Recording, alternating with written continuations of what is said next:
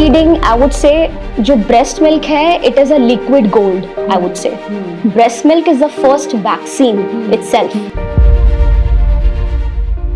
तब मेरी कजन्स घर पे आ रही हैं, उनके बच्चे रो रहे हैं, वो सो नहीं पा रहे हैं, कभी वो अपनी सास को दे रहे हैं बच्चे को संभालने के लिए कि यार बच्चे को ये क्यों हो गया. इनिशियली बहुत चैलेंजिंग था कि छोटे बच्चे जब आ रहे हैं, अभी जोश जोश में सीट तो उठा ली, लेकिन उसके बाद बहुत चैलेंजिंग भी था कि यार ये बच्चे रोए जा रहे हैं, इनको संभाले कैसे. अब टाइम है कि इट्स योर शो टाइम, अब आपको संभालना है इनको कि इसके शरीर को खाना नहीं लग रहा, ये मोटा क्यों नहीं हो रहा. कि बच्चे का रंग पहले साफ था, अभी सांवला होता जा रहा है, ठीक है. और मतलब कई बच्चे मिट्टी खाते हैं. आई बिलीव जो छोटा बच्चा जिसका ब्रेन ग्रो कर रहा है अभी, उसको आप ज्यादा रोको टोको मत, उसको जमीन पे छोड़ दो. कि एक माँ जो अकेली एक बच्चा पैदा करती है वो 2-3 बच्चों को भी दूध पिला सकती है, इतना दूध उतरता है माँ का. बेबी आउट हुआ मदर के वूम्ब से और आपको उसको छाती पे लगाना है.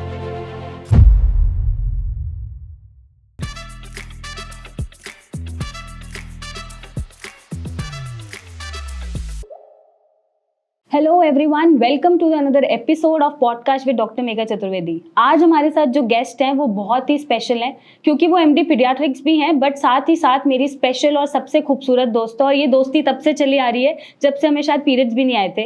तो आज हम वेलकम करते हैं डॉक्टर हिमांशी को और उनसे जानेंगे कि बच्चों की केयर कैसे करनी है, या बच्चे बीमार हो रहे हैं तो हमें क्या करना है, एज अ पेरेंट हमारे क्या रोल होते हैं और हम कैसे बच्चों को एक कंफर्टेबल लाइफ दे सकते हैं. So welcome doctor Himanshi. Thank you doctor Megha. So आपने पीडियाट्रिक ज्वाइन किया, एंड सॉरी टू से मैं यहाँ पे आपको आप एड्रेस करूंगी, राइट. लोगों को कंफ्यूजन ना हो जाए कि ये पुराने दोस्त है भी या नहीं, राइट. बट क्योंकि प्रोफेशनलिज्म मेंटेन कर रहे हैं, तो what inspires you the most to be a paediatric. Doctor Megha, as you know मैं सबसे छोटी हूँ अपने घर में, I am the youngest one there. तो मैंने अपनी फैमिली में अपने ब्रदर्स को, अपने कजन्स को, सबको कुछ प्रॉब्लम से मतलब हमेशा जूझते हुए देखा है, जिसमें कि छोटे बच्चे हैं उनके सबके, और मैं सबसे छोटी थी घर में, उनको देखती रहती थी कि रात को वो रो रहे हैं, या फिर उनको कभी समझ में नहीं आता है ना पेरेंट्स को कि बच्चा रो क्यों रहा है. उनकी लैंग्वेज सिर्फ रोना है, वो अपना दुख एक्सप्रेस कर सकते हैं सिर्फ रो के. तो आई यूज्ड टू सी कि यार मतलब कि क्या हो रहा है ना बच्चों के साथ. सब मेरी कजन्स घर पे आ रही हैं, उनके बच्चे रो रहे हैं, वो सो नहीं पा रहे हैं, कभी वो अपनी सास को दे रहे हैं बच्चे को संभालने के लिए.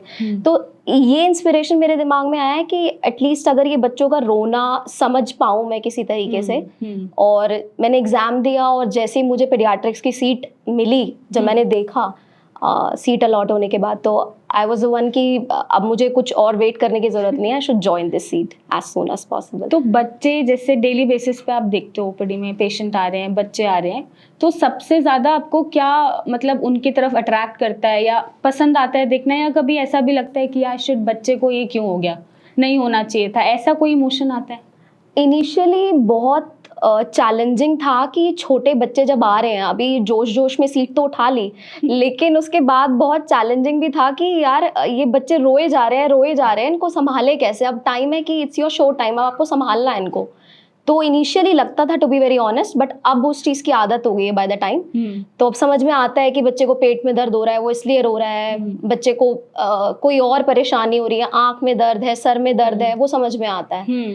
But at the same time जैसे ही उनको रिलीफ मिल जाता है उस प्रॉब्लम से, तो वो सबसे बड़ी सेटिस्फैक्शन होती है एक डॉक्टर के लिए. तो पेशेंट सबसे ज़्यादा जो बच्चे आते हैं कंप्लेंट्स लेके या बीमारियां लेके, पेरेंट्स लाते हैं उन्हें, सबसे ज़्यादा आपको क्या फ्रीक्वेंटली देखने में मिलता है कि ये प्रॉब्लम आ रही है बच्चों में? प्रॉब्लम्स यही हैं, एक मदर के लिए उसका बच्चा कभी भी हेल्दी नहीं है, उसके हिसाब से वो बच्चा कमज़ोरी है. चाहे उसका एक्सपेक्टेड वेट कितना भी मतलब अप्रोप्रिएट, अगर हम चार्ट्स पे प्लॉट कर रहे हैं, अगर वो एग्जैक्ट ठीक भी आ रहा है, तब भी मदर्स का यही इशू रहता है कि इसके शरीर को खाना नहीं लग रहा, ये मोटा क्यों नहीं हो रहा. सबसे मेन इशू यही है. और बाकी कॉमन थिंग्स हैं कि जैसे मतलब I am here not to offend anyone, but sometimes mothers बोलती हैं कि बच्चे का रंग पहले साफ था, अभी सांवला होता जा रहा है, ठीक है. और मतलब कई बच्चे मिट्टी खाते हैं, but mothers and parents do not know कि उनके साथ कोई मेडिकल इशू चल रहा है, इस वजह से वो सब हो रहा है. तो वो हमारा काम है उन्हें आगे समझाना. तो these are the common things. बाकी और भी बहुत सारी चीजें हैं, मतलब ठीक से नहीं पढ़ पाना, पढ़ाई में ध्यान नहीं लग रहा है, besides the other pathological issues. अच्छा, ये भी एक कंसर्न. हाँ, ये भी कंसर्न रहता है. तो डॉक्टर हिमांशी, जैसे आजकल जैसे आपने बोला ना, बच्चा काला पड़ता जा रहा है, ऐसे इश्यूज हमारे पास भी आते हैं जब स्किन के पेशेंट्स आते हैं कि मैम बच्चा गोरा हो सकता है या नहीं, इसके ये स्पॉट हो रहा है, ये हो रहा है। तो लोगों को या पेरेंट्स को कंसर्न बहुत है बच्चों को गोरा करने के लिए, और वो हालांकि दिखता वैसा ही है जैसा उसका जेनेटिक है या उसके पेरेंट्स हैं या ग्रैंड पेरेंट्स है, राइट। तो ऐसे पेशेंट्स का जो साइकोलॉजी है या ऐसे पेरेंट्स का जो साइकोलॉजी है, हम कैसे बदल सकते हैं? हमें उनको ना इसी तरीके से समझाना पड़ता है कि आपका बच्चा जो रंग आप साफ बताते हो वो इस वजह से था क्योंकि उस टाइम पे बच्चे की जो ऑर्गन है, जो लार्जेस्ट ऑर्गन स्किन है बेसिकली, हर ऑर्गन की ग्रोथ हो रही है, उसके साथ साथ स्किन की भी ग्रोथ हो रही है। तो वो पूरी तरह से स्किन बनी नहीं होती है, जो genetic makeup as you said जो ऑलरेडी डिसाइड हो चुका है, वो बच्चा वैसा ही बनना है। हाँ. उसके नैन नक्श एज यू से, उसकी बॉडी, उसका colour, everything is pre decided. वो जेनेटिक कोडिंग, जेनेटिक मेकअप जैसा हो चुका है, वो वैसा ही है। तो उनको इसी तरह से समझाना पड़ता है, बिसाइड्स उनको कोई स्किन का इशू ना हो।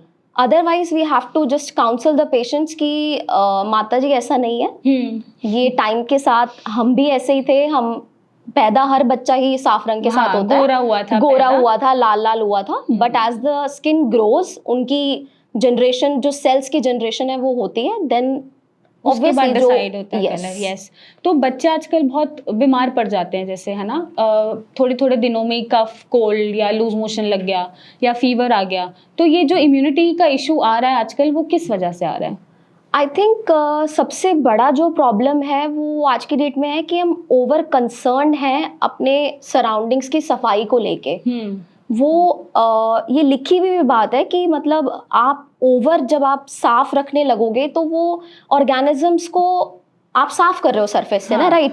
तो आपकी बॉडी कैसे पहचानेगी कि अगर वो इन्फेक्शन हो भी रहा है, तो मतलब मुझे इसके अगेंस्ट लड़ना है, क्योंकि आपने उस ऑर्गेनिज्म को साफ ही कर दिया अपनी सराउंडिंग्स में से। जो हाइपोथेसिस क्रिएट हो रही है कि हमने ओसीडी डेवलप हो गया लोगों के अंदर ना, कि आपने सफाई रखनी है। हमारे टाइम में एज यू रिमेम्बर कि हम स्कूल में हम खेलते थे, ठीक है, मिट्टी में खेल रहे हैं, we didn't bother about washing hands every time and just cleaning all of stuff, सारी चीजें साफ करनी है। तो आजकल मदर्स भी, I am sorry to all the mothers, but mothers को भी बहुत ज्यादा इस चीज का ऑब्सेशन हो चुका है कि वो चीजों को साफ करते हाथ धुलाना, सैनिटाइज कराना, सैनिटाइज करना, ओवर क्लीनिंग रखना, बच्चा जो कर रहा है उसे करने नहीं देते। बिल्कुल राइट। आई बिलीव जो छोटा बच्चा जिसका ब्रेन ग्रो कर रहा है अभी, उसको आप ज्यादा रोको टोको मत, उसको जमीन पे छोड़ दो।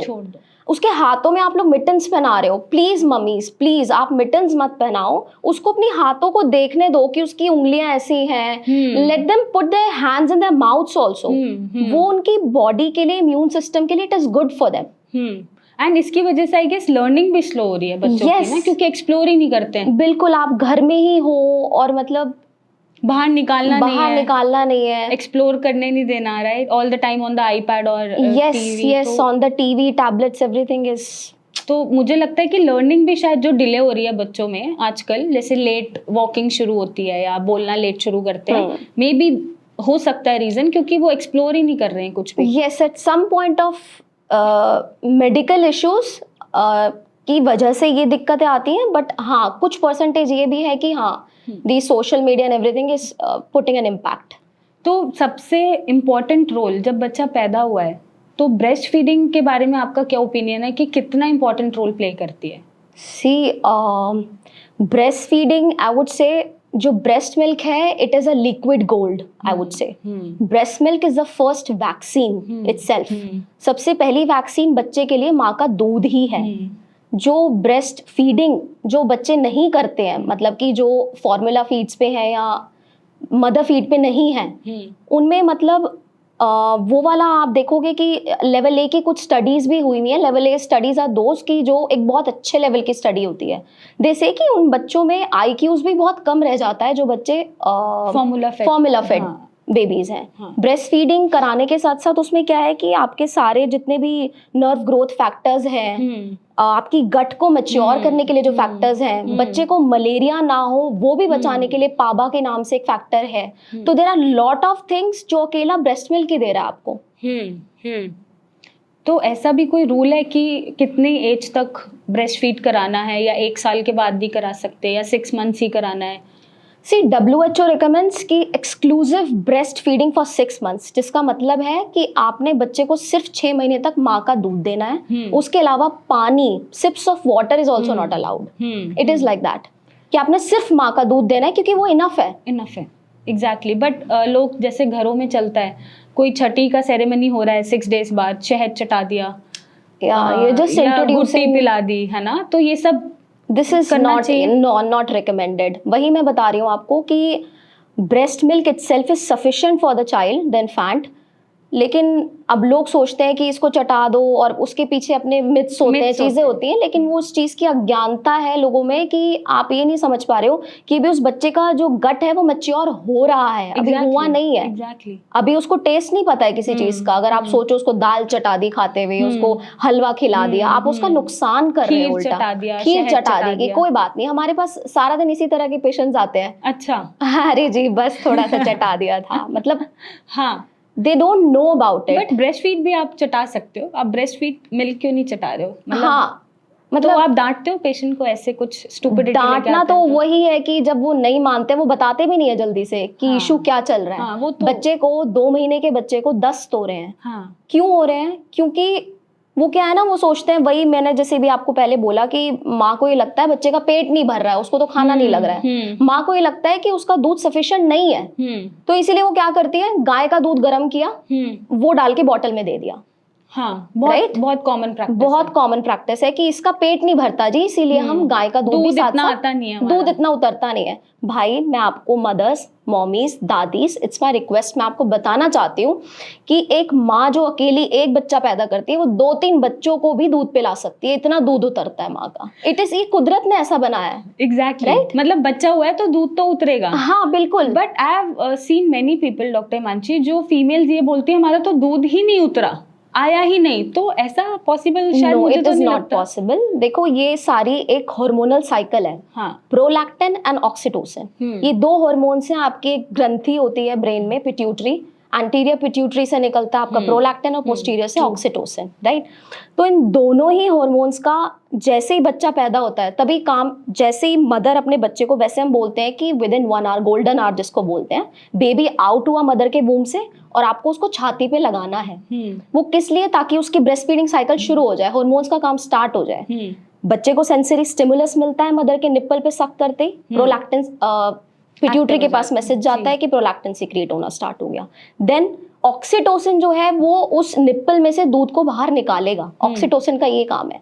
तो जो breast feeding itself is a cycle जो है कि वो मदर के लिए भी और बच्चे के लिए भी बहुत ज्यादा इंपॉर्टेंट है। और जैसे ही बच्चा छाती पे लगाते हो आप, ये साइकिल स्टार्ट हो जाती है। तो ये एक लैक ऑफ कॉन्फिडेंस और एक नेगेटिव काउंसलिंग आई वुड से कि मदर की हो जाती है कि नहीं जी इसका तो दूध ही नहीं उतर रहा।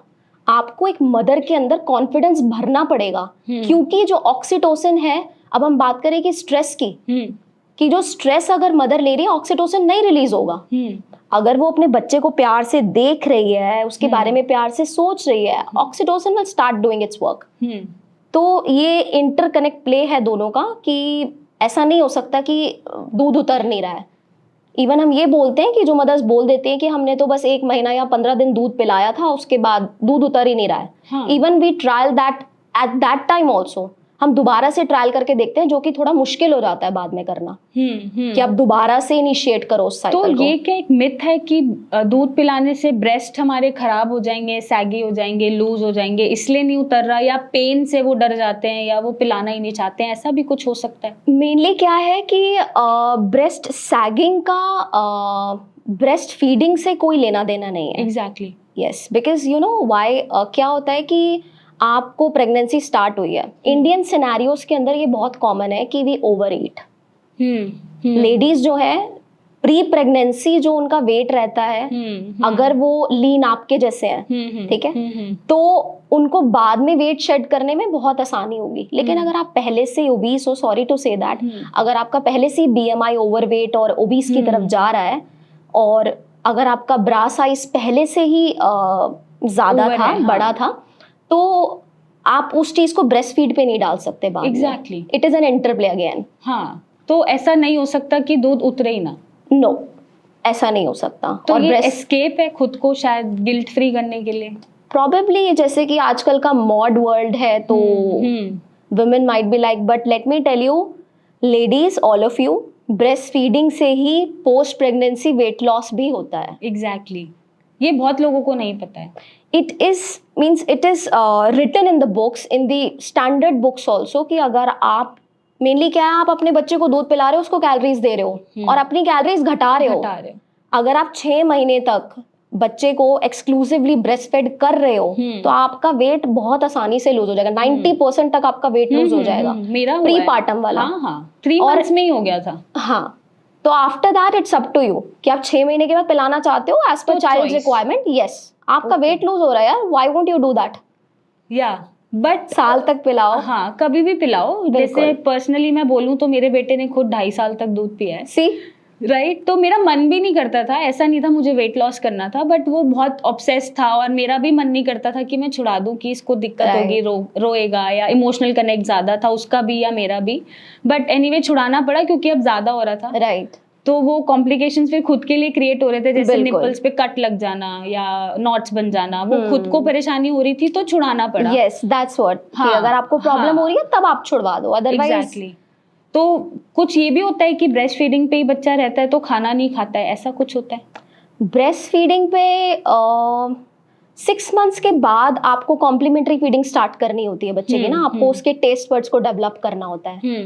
तो अगर आप उसको ब्रेस्ट फीड ही सिर्फ दोगे, उसका पेट, उसकी सैटिस्फैक्टी तो मतलब वो रहेगा ना कि पेट भरा हुआ है बच्चे का, अब वो और कुछ खाएगा ही नहीं. तो वो भी आपको एक बैलेंस वे में करना पड़ेगा कि आपने पहले उसको कुछ खिला दिया after 6 months I am talking about, कि आपको उसको जो भी आपने देना है, सेमी मैश्ड या सेमी सॉलिड, जो भी प्यूरीज देनी है वो सब देना है. और बीच बीच में आपने ब्रेस्ट फीड्स देनी है उसको.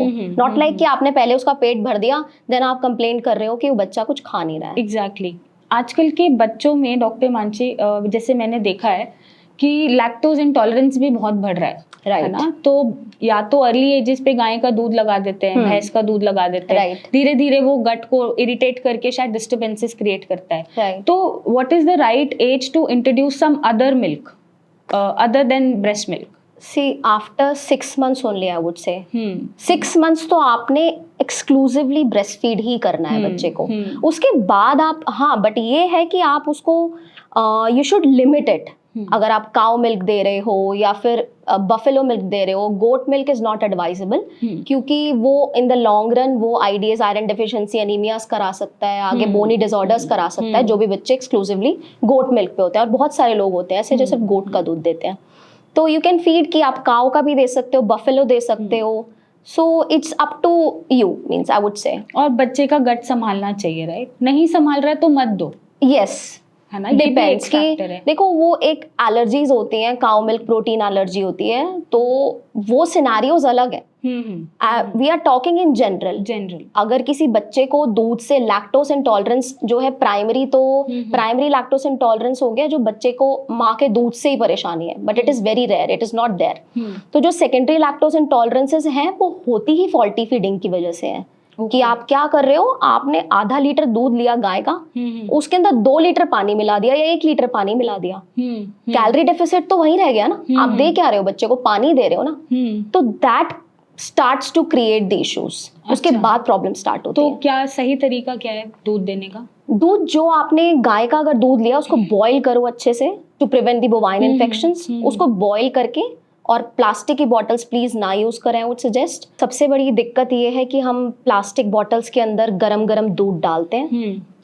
इट्सेल्फ जो माइक्रो प्लास्टिक्स आप लोग आजकल पढ़ते होंगे, आ रहे हैं स्टडीज, तो आप प्लास्टिक बॉटल तो सबसे पहले यूज करना बंद कर दीजिए.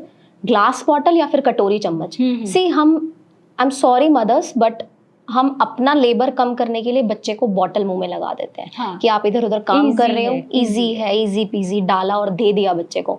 बट अगर आप उसको बॉटल में डाल के दे रहे हो तो आप ये सोचो कि उस निप्पल के अंदर कितने बैक्टीरियाज हैं. वो निप्पल गिर रहा है. अगर आपने बॉटल से देना भी है तो आई वुड सजेस्ट कि आप हर 2-2.5 से मतलब 3 महीने तक उसको चेंज कर दो, जब आपको लगे कि बॉटल पे स्क्रैचेस पड़ने स्टार्ट हो गए हैं. और जो उसका आगे का जो पैसिफायर पार्ट है, निप्पल पार्ट है, उसको तो आपने वॉश करना ही करना है. आप उसको भी कर सकते हैं. बिल्कुल, उसको वॉश किए बिना नहीं देना है. तो गर्म करके हम उसमें कितना डाइल्यूशन कर सकते हैं, या डायरेक्ट हमें डाइल्यूट करना ही नहीं है, नहीं डायरेक्ट देना है? डायरेक्ट देना है। ओके। क्योंकि हमें कैलोरी कंटेंट को, हम बच्चे की कैलोरी कंटेंट बहुत ज़्यादा ज़रूरी है इनिशियल ईयर्स में ना लाइफ के। तो जैसे कि आप एक साल के बच्चे को कम से कम 1000 किलो कैलोरीज की ज़रूरत होती है। उसके बाद आप 2 साल के बाद 1100, 3 साल में 1200, इस तरह से कैलोरीज की रिक्वायरमेंट है। अगर आप उसको कोई चीज़ डाइल्यूट करके दे रहे हो या सही कैलोरी अमाउंट में नहीं दे रहे हो, उसकी ग्रोथ आप मत एक्सपेक्ट करो फिर। एग्जैक्टली। तो बिना डाइल्यूशन के दूध अगर Yes. बच्चे को सूट कर रहा है तो दे सकते बिल्कुल हैं। दे सकते हैं। और बच्चा नॉर्मल खाना कब तक खा सकता है, किस एज तक खा सकता है? नॉर्मल खाना जैसे हम और आप खा लेते हैं, कुछ भी बना वो खा देखो लिया। ये है कि 1 साल के बाद, 1 साल तक बच्चे को, जब 6 महीने के बाद हम कॉम्प्लीमेंट्री फीडिंग स्टार्ट करते हैं, उसमें क्या होता है कि हमें बच्चे को अलग अलग फूड देने का मकसद क्या होता है कि आज उसको दाल दे दी, आज उसको कुछ मीठा दे दिया, ताकि हम उसके टेस्ट को डेवलप करें। अभी उसका डेवलपमेंट का टाइम चल रहा है। जो बच्चे के इनिशियल 2 साल होते हैं उसके अंदर उनका ब्रेन डेवलप हो रहा होता है, वो टेस्ट डेवलप कर रहे होते हैं।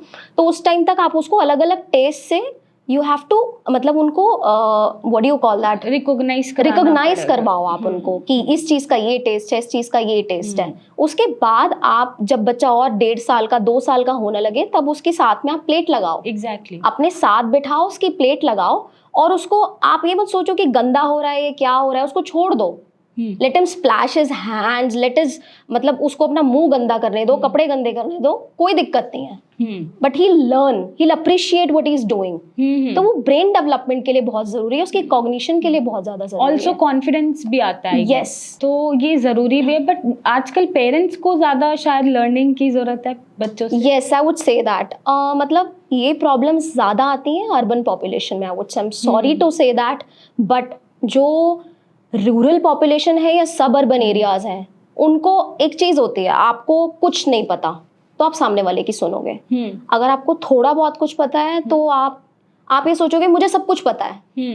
तो जैसे कि हमारे पास ओपीडी में पेशेंट्स भी आते हैं जो कि थोड़ा सा अर्बन पॉपुलेशन से जो आते हैं, सिटी साइड से, तो उनको ऑलरेडी गूगल पे से वो पढ़ के सब कुछ आए होते हैं, what is lactose intolerance, what is this, what is that. तो वो आके आपको ज्ञान देना शुरू कर देते हैं। अब तो आपने देखा भी होगा, डॉक्टर्स के ओपीडी के बाहर ही लगा रहता है कि गूगल का ज्ञान अपने पास रखिए। तो इट इज वेरी कॉमन, आप भी सारा दिन यही देखते होगे। पेशेंट को कुछ भी बताओ ना तो उनका पहले से काउंटर अटैक आता है कि हमने तो ऐसा नहीं पढ़ा है। यस, है ना? तो they are very intelligent, but वो भूल जाते हैं कि शायद हम इतने टाइम से सेट ऑफ पेशेंट देख रहे हैं, प्रैक्टिस सक्सेसफुल है तो किसी वजह से हैं। बिल्कुल। बट ऐसे नहीं, ऐसे तो ये तो बहुत कॉमन इश्यूज है, हर किसी के साथ, एवरीबॉडी फेस दैट। जो डॉक्टर है उसे फेस करना ही पड़ता है। बिल्कुल। तो जैसे मैम ये भी होता है आजकल कि बच्चों को टैल्कम बहुत लगाया जाता है गोरा करने के लिए। Oh, yes. काजल लगा के आईज बड़ी कर दी जाती हैं, है ना? तो yes. उनका भी स्किन केयर फॉलो हो रहा है। Yes. मेरे पास पूछते हैं कि हम कौन सा सनस्क्रीन बच्चे को लगाएं, तो मैं 1 मिनट तो मैं भी ऐसे सरप्राइज हो जाती हूँ कि मतलब 6-7 महीने के बच्चे को क्यों ही लगाना है, राइट? राइट। तो इसके ऊपर आपका क्या ओपिनियन है? सी, फर्स्टली काजल सबसे पहले तो आप लगाते टाइम टॉक्सिन मीडिएशन कर रहे हो आंखों के अंदर, जिसकी वजह से बच्चे को कोई भी स्टाफ या फिर किसी चीज़ का भी कंजक्टिवाइटिस या कोई भी इन्फेक्शन हो सकता है, फॉर दैट एग्जाम्पल। दूसरी चीज़ क्या है कि बच्चों में, आपने एक अपनी ओपीडी में भी बहुत कॉमन चीज़ देखी होगी कि जिस बच्चे की आंख में से पानी जा रहा है, हमारे पास दिन में, मतलब ये तो रेगुलर पेशेंट्स हैं कि छोटा गोद का बच्चा है, माँ की दूध पीता हुआ बच्चा है, उसकी आंखों में से पानी आ रहा है। क्यों? क्योंकि आपने काजल लगाया हुआ है। आप काजल से क्या कर रहे हो, हमारे यहाँ पर इधर इस एरिया पर नेज़ोलैक्राइमल डक्ट्स होती हैं, ठीक है? आपने वो काजल लगाया, आपने क्या किया, उसको ब्लॉक कर दिया। उस ब्लॉकेज की वजह से आपके बच्चों की आंखों में पानी आ रहा है। And on the other part also, अगर हमें बच्चे में अनीमिया चेक करना है या कोई डेफिशिएंसीज चेक करनी है, विटामिन ए डेफिशिएंसी चेक करनी है, तो हमारे लिए आंखें बहुत जरूरी है चेक करनी। अगर आपने भर भर के काजल ही लगा दिया, हम क्या चेक कर लेंगे? आपने नेज़ोलैक्राइमल डक्ट उसकी ब्लॉक कर दी, टॉक्सिन मीडिएट कर दिए, बट आप चाहते हो कि बच्चे की आंखों में काजल लगाएं तो उसकी आंखें ऐश्वर्या राय जैसी हो जाएं। ये पहले से डिसाइडेड है भाई। अगर जेनेटिक मेकअप, जिस टाइम बच्चे का नर्वस टिश्यू ग्रो कर रहा होता है उसी टाइम आंखें भी ग्रो कर रही होती हैं। तो आप अगर बाद में उसको काजल लगाओगे, जब बच्चा पेट से बाहर आ चुका है, अभी 15 दिन का बच्चा हो गया, आप काजल लगा रहे हो, तब वो माधुरी दीक्षित जैसी आंखें नहीं बनेंगी उसकी। एग्जैक्टली। तो इट इज वेरी, मतलब आई don't know why Why do we put Kajal firstly? आपको लगाना है, माथे पे टीका लगा लो, आपके बच्चे को नजर ना लगे, we can understand that. But आप आंखों को इस तरह से खराब मत करो. Secondly talcum powder. Talcum powder आज की डेट में हमारी पीडियाट्रिक प्रैक्टिस में तो it is almost band. Band क्यों है? क्योंकि सबसे पहले तो जब आप टैल्कम लगा रहे हो बच्चे को, वो जो उसके पार्टिकल्स हैं वो रेस्पिरेटरी ट्रैक में जा रहे हैं, एलर्जीज बन रहे हैं, रेस्पिरेटरी ट्रैक इन्फेक्शंस हो रहे हैं, वो आप नहीं समझ पा रहे हो. दूसरी चीज क्या है, नेचर ने हमारी बॉडी के ऊपर, हमारी स्किन के ऊपर सेबेशियस ग्लैंड्स दिए हुए हैं, ये पोर्स दिए हुए हैं ताकि हमारे टॉक्सिन्स जो है वो बाहर आ सके बॉडी से ना. आप पाउडर लगा के उसको क्लॉग कर रहे हो. And thirdly the most important thing, जो स्टडीज पीछे भी आई थी, आपने आई एम श्योर देखी होगी, जो टैल्कम पाउडर्स हैं उनके अंदर एस्बेस्टोस होते हैं and these are cancer causing agents. ये बहुत ही हाईली प्रूवन स्टडी है कि you should not apply talcum powders to the kids. But फिर भी गोरा करना है. तो वही जैसे हमने शुरू में ही बात करी है कि गोरा होना ना गोरा होना is not in your hands. Exactly. आप सनस्क्रीन अगर लगाना चाहते हो बच्चे को, हाँ बिल्कुल लगाओ, कोई दिक्कत नहीं है. बट ये है कि आप इस चीज का ध्यान रखो, उसमें कुछ ऐसे पिगमेंट्स ना हो जो बच्चे को नुकसान करे. फॉर एग्जांपल ऑक्सीबेंजोन्स जिन सनस्क्रीन्स में होते हैं वो बच्चों को नहीं लगाने चाहिए. Okay. They have been shown in the mammalian bodies की ये जो आपके स्केलेटल सिस्टम्स हैं उनमें डेफिशिएंसीज और डिस्प्लासियास करा रहे हैं. सो यू कैन यूज जिनमें जिंक ऑक्साइड है, वो वाले सनस्क्रीन्स आप बच्चों में यूज कर सकते हो. Yes.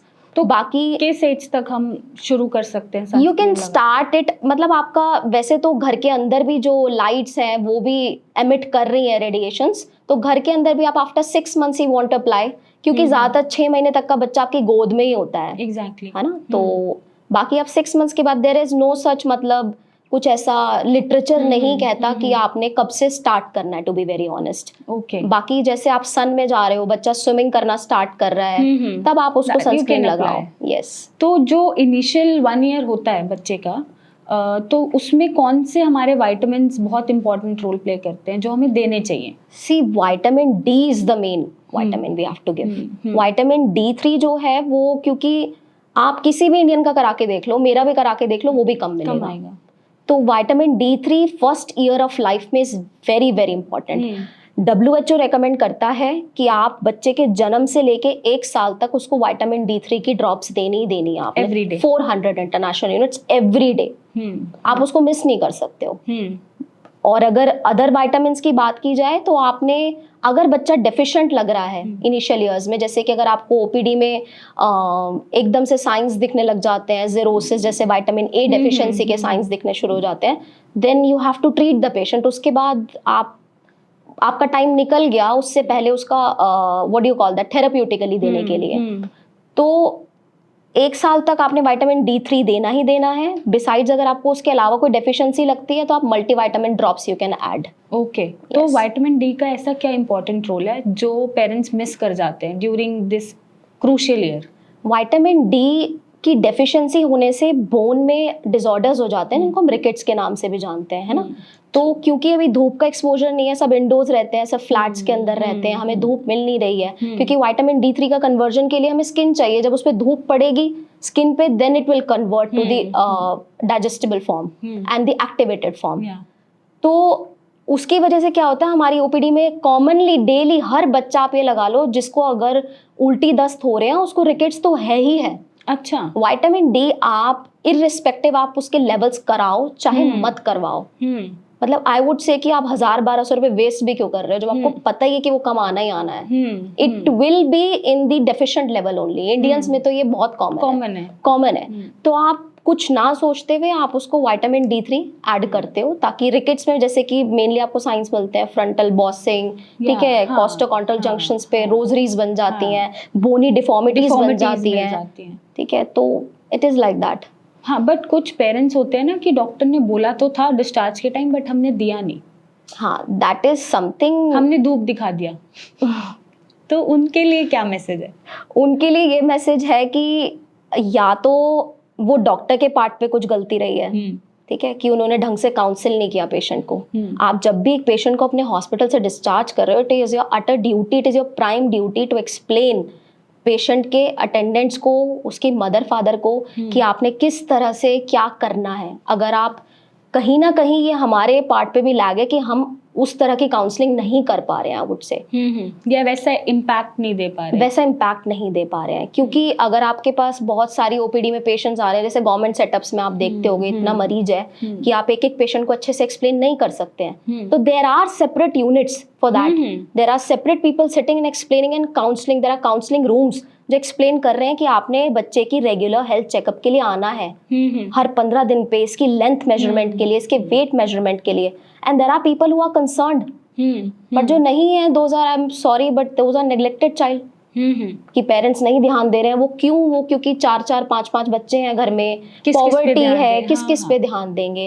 Even the girl child, the lesser sex जिसको हम बोलते हैं, ये भी प्रॉब्लम्स है कि आपकी 4 बेटियां हैं, एक बेटा, आप बेटे पे फोकस कर रहे हो। This is true, this is sad but true.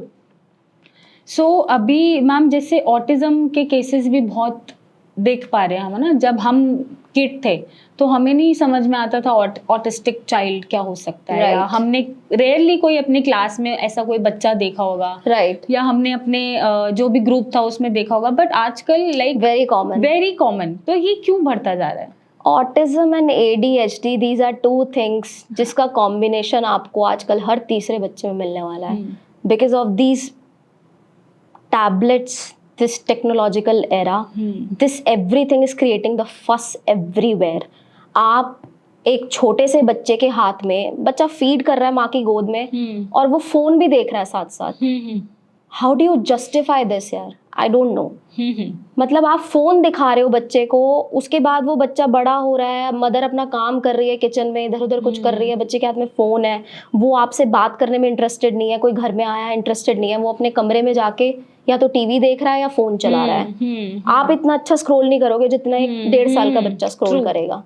तो ये जो बेसिकली आपकी जो अमेरिकन एकेडमी ऑफ पीडियाट्रिक्स है, वो बिल्कुल ये बोलती है कि बच्चों में phone usage is band till it is like कि आपने एक एज ग्रुप के हिसाब से डिसाइड करना है। जो 18 से 24 महीने तक के बच्चे हैं, उनको सिर्फ अलाउड है कि वो वीडियो चैटिंग कर सकते हैं। ओके। कि दूर कोई है, बाहर है, पापा जॉब पे है तो मम्मा ने बात करा दी, इट इज अलाउड। जो आपके बच्चे 2 साल से 5 साल तक के बच्चे हैं, उनको पूरे दिन में 1 घंटा, these are the recommendations I am telling you, 1 घंटा पूरे दिन में अलाउड है सिर्फ, एंड दैट टू जिसमें हाई क्वालिटी प्रोग्रामिंग हो। और जो उससे बड़े बच्चे हैं उनको पूरे दिन में सिर्फ 2 घंटा, 2 घंटे से ज्यादा अपना फोन, या उसमें फोन हो या टीवी हो, कलेक्टिवली आपको 2 घंटा अलाउ करना है बच्चे को। बट मैम अभी तो मुझे जैसा दिखता है अपने आसपास, या पेशेंट भी आता है, अगर वो खाना खा रहा है तो भी वो टैब देख रहा है, इररिस्पेक्टिव ऑफ हिज और हर एज। यस। अगर वो 8 महीने का बैठ के खाना खा रहा है, 10 महीने का, तो भी टैब है। रो रहा है तो फोन दिखा दिया, राइट। डिस्ट्रैक्टेड है या क्रैंकी हो रहा है तो फोन दिखा दिया। तो ये हम अपने कंफर्ट के हिसाब से डील कर रहे हैं चीजों को, इसलिए ये शायद ज्यादा। I believe that only.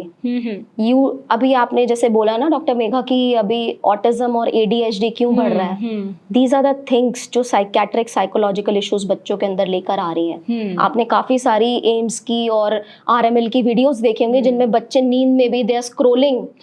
These are psychiatric and psychological issues developing because of the use of over usages of phones and technology. और ये भी जो हम बात कर रहे हैं रिकमेंडेशंस की, उसमें भी आपको बच्चे को मॉनिटर करना है कि वो क्या देख रहा है। सोलो और मतलब अकेले बच्चा बैठ के कमरे में देख रहा है, ठीक है, आपको नहीं पता वो क्या देख रहा है, बहुत ही फास्ट पेस्ड प्रोग्रामिंग्स देख रहा है, कोई ऐसे एडवर्टाइजमेंट देख रहा है जिसमें वो डिफरेंशिएट नहीं कर पा रहा है कि फैक्चुअल इन्फॉर्मेशन क्या है और झूठ क्या है। तो you have to monitor all of this. मेहनत तो करनी पड़ेगी बॉस, मतलब अगर बच्चा पैदा किया है तो मेहनत करनी पड़ेगी। सिर्फ पैदा करके या तो पैदा मत करो या फिर उसका ध्यान रखो। हाँ, तो ध्यान तो That's what I believe. देख रही, क्योंकि मुझे ऐसा ना बहुत सुनने को मिला है, जैसे अगस्त्या कई बार हो जाता है, जैसे रो रहा है या चोट लग गई, गिर गया, तो कोई भी अगर फोन लेके आता है तो मैं क्या प्रेफर करती हूँ कि मैं उसे नीचे ले जाऊँ, घुमा दूं, कार राइड पे ले जाऊं, पार्क ले जाऊं, उसको डिस्ट्रैक्ट कर दूं, या हमारे घर में 3-3 डॉग्स हैं, उनके साथ डाइवर्ट कर दूं। वेरी गुड, आपने डॉग रखे हुए हैं। हाँ, 3-3 हैं, तो उनके साथ हम कोशिश करते हैं कि मैं वहां पे उसको डाइवर्जन दे दूं, रादर देन कि हाँ ले बेटा तू वीडियो देख ले और चुप हो जा। Very nice, you should do that, everyone should do that, कि आप पेंटिंग करवाओ। हमारे टाइम में आपको याद होगा डॉक्टर मेघा, हम जब छोटे थे तो हम लोग बाल भवन जैसी जगह होती थी जहाँ पर आपको एक्स्ट्रा करिकुलर एक्टिविटीज सिखाई जाती थी छुट्टियों में, समर कैंप्स होते थे। हम पेंटिंग्स कर रहे हैं, हम वहाँ पे मेहंदी भी लगाना सीख रहे हैं, वहाँ पे अगर बड़ी दीदी सिलाइयाँ कर रही हैं तो हम उनके पास भी जाके बैठ रहे हैं। एंड मुझे तो ये याद नहीं है डॉक्टर मानसी कि हमने कौन से कंपटीशन में पार्टिसिपेट नहीं किया। हमने रामलीला हो रही है स्कूल में, हम रावण के दरबार में, हम राम जी के दरबार में, हम सीता की सखी है, हम सीता भी बन रहे हैं, हम सब कुछ कर रहे हैं, हम डिबेट भी कर रहे हैं, राइट? या चाहे म्यूजिक नहीं भी आता तो भी हम जा रहे हैं कि हम करेंगे। 15 अगस्त को एक अगर पेट्रियोटिक सॉन्ग पे डांस होना है तो कौन जाएगा? हम जा रहे हैं। मतलब everywhere teachers used to taunt us कि तुम्हें हर जगह जाना है, बस क्लास में नहीं रहना है। तो बहुत फ्रीक्वेंट था। That's true. और मुझे नहीं लगता कि वो चीजें फन भी है, at the same time learning भी है। वो बच्चे इतना एफर्ट भी डाल रहे हैं और सारा टेक्नोलॉजी में घुसते जा रहे हैं, राइट? yes. वही वाली चीज है कि आप मतलब एक पार्ट पे अगर बहुत जगह ठीक भी है सोशल मीडिया कि आप लर्निंग पर्पसेस से या कुछ भी, but excessive of everything is bad. अति तो फिर हर चीज की खराब है, बिल्कुल। तो डॉक्टर मानसी, ये बहुत कॉमन सी प्रैक्टिस है। बच्चे जैसे टीदिंग हो रही है तो वो दीवार खाना शुरू कर देते हैं, मिट्टी चाटना शुरू कर देते हैं, फ्लोर्स खा रहे होते हैं। तो ये वो हैबिट से करते हैं या फिर कुछ उनमें कंडीशन डेवलप हो रही होती है?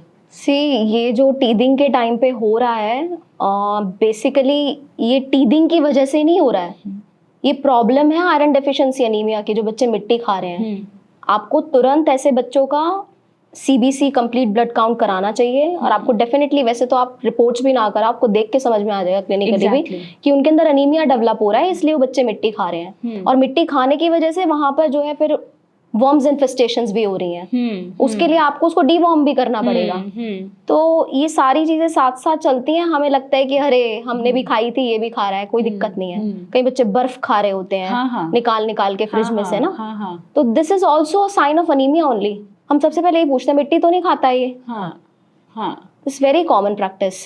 तो ऐसे में हम आयरन सप्लीमेंटेशन दे सकते हैं? यस, बिल्कुल देना ही पड़ेगा हमें। और उसके बाद आप देखना 2-3 महीने के बाद the child improves drastically। तो ऐसे कौन से सुपर फूड्स हैं जिनसे हम बच्चों की पूरी न्यूट्रिटिव वैल्यू पूरी उनको दे सकते हैं, irrespective of vitamins, minerals and calories and अच्छा वेट? किस सुपर फूड से हम दे सकते हैं? आपने देखा होगा कई मदर्स बोलती हैं, मतलब पिकी ईटर्स जिनको हम बोलते हैं ना, कि सब कुछ नहीं खाते हैं, बस थोड़ी बहुत चीजें खाते हैं।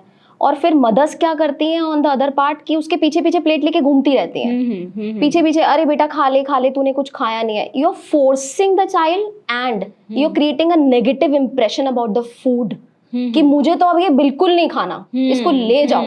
वैसे भी बच्चे उल्टा ही करते हैं कि आप जिद करोगे तो मैं आपसे ज्यादा जिद्दी हूँ। तो in that case we would suggest कि कुछ सुपर फूड्स ऐसे हैं जैसे कि मखाना, जो फॉक्सनट्स जिसको हम बोलते हैं, it is very rich in calcium, very rich in protein, higher amount of calcium is there. तो आप उसको मखाने की खीर बना के दे सकते हो, मखाने को पीस के पाउडर बना के कोई स्लरी टाइप बनाकर दे सकते हो, चीला बना के दे सकते हो। वैसे ही उसको थोड़ा सा घी डाल के उसमें नमक और काली मिर्च डाल के उसका स्नैक बना के दे सकते हो। This is a very good option. Secondly, आप उसको स्वीट पोटैटो दे सकते हो, very rich in fibre, constipation relief करेगा। ठीक है, there are lot of benefits of sweet potatoes.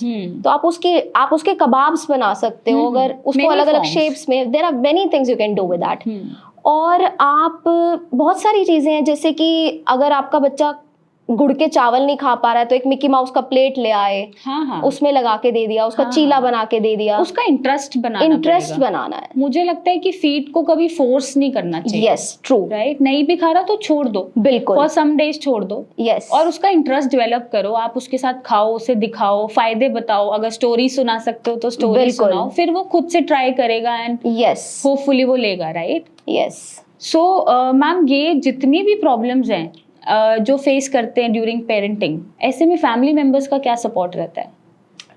इन विच मतलब अगर बच्चा बीमार पड़ गया, जैसे मेरे पास तो पेशेंट आते हैं, सोरासिस के भी आते हैं, स्किन का कंसर्न लेके, तो छोटे छोटे बच्चों को भी सोरासिस हो रहा है, राइट। ऐसे में हम डाइट रिस्ट्रिक्ट कराते भी हैं, तो उनका ये कहना होता है कि हमारे इन लॉज दे देते हैं, ये चीज मना की है बट इन लॉज ने दे दी कि ये नहीं खाएगा तो कैसे बड़ा होगा। Sorry doctor Megha, I want to interrupt you here. मेरे को ये क्वेश्चन आपसे पूछना था कि मेरे पास क्लिनिक में बहुत सारे सोरियासिस के बच्चे आते हैं। आपका जो ब्रांड है सिया आयुर्वेदा, तो क्या ये हम अपने बच्चों को दे सकते हैं लगाने के लिए lotions and the products you have?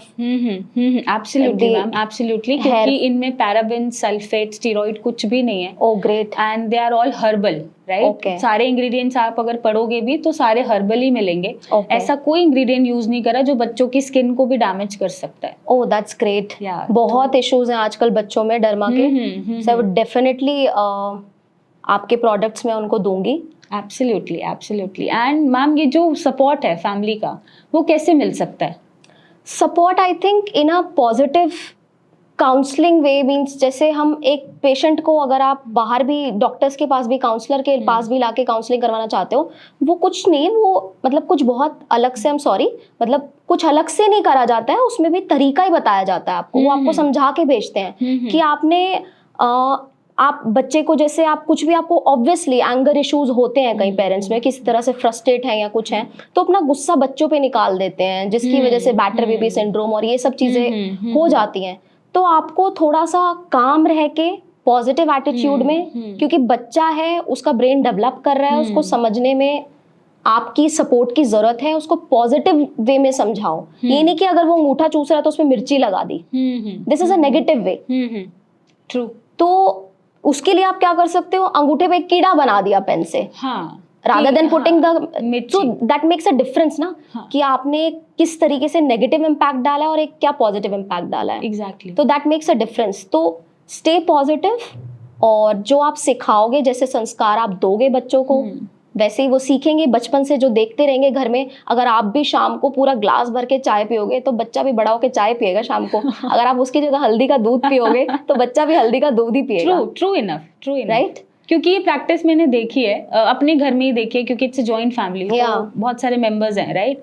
तो अगर जैसे मैंने एक हैबिट डाली हुई है, कोकोनट वाटर पीना ही है, तो वो खुद मांग के पीता है। अब उसका टेस्ट डेवलप हो गया है, राइट? बट जैसे ही कोई गेस्ट आया है और उसने कोल्ड ड्रिंक या जूसेस देख लिए, तो वो मांगता है। तो मुझे वहाँ स्टोरीज क्रिएट करनी पड़ती है, राइट, कि इससे अब तू, हो सकता है तू रोए, देख, हो सकता है तेरे को टमी भी दर्द हो या तू वॉमिटिंग करे, तो तू मत ले। एंड ही अंडरस्टैंड्स, थोड़ा सा जिद करके ही अंडरस्टैंड्स, वो डाइवर्जन आ जाता है। तो ये घर पे एक मैसेज मेरे हिसाब से देना चाहिए लोगों को, कि अगर आप चाहते हो बच्चा हेल्दी खाए, हेल्दी रहे, तो आपको भी अपना लाइफस्टाइल चेंज करना पड़ेगा। करेक्ट। यू कांट एक्सपेक्ट कि आप सो रहे हो पूरा दिन, कोई फिजिकल एक्टिविटी नहीं कर रहे हो, जंक फूड खा रहे हो, और बच्चा भी फिर वही फॉलो करे। ये नहीं, बिल्कुल बिल्कुल, जो वो देखेगा वो वही करेगा, उसको नहीं पता है। तो खुद में चेंज लाने की जरूरत है, राइट? That's true. तो मैम, आपको सबसे अच्छा पार्ट क्या लगता है अपनी जॉब का? मुझे बहुत अच्छा लगता है डेली काम पे जाना, सुबह तैयार होके, क्योंकि मुझे ये दिख रहा होता है वहाँ पे मेरी ओपीडी में शोर मच रहा होगा, छोटे छोटे बच्चे घूम रहे होंगे, कोई कुछ कर रहा होगा, कोई कुछ कर रहा होगा।